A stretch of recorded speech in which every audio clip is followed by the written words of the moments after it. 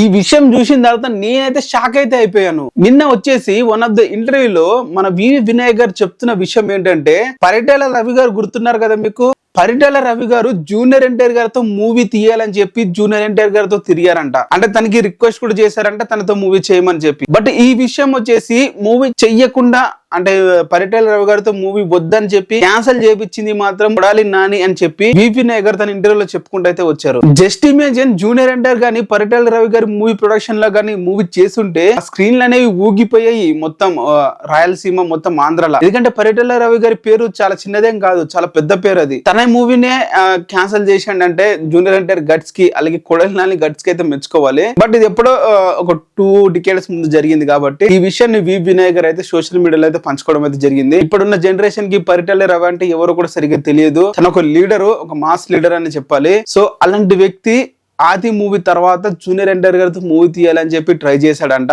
So అదైతే కుదరలేదు. కొడాలి నాని గారు అయితే ఒప్పుకోలేదని చెప్పాడు.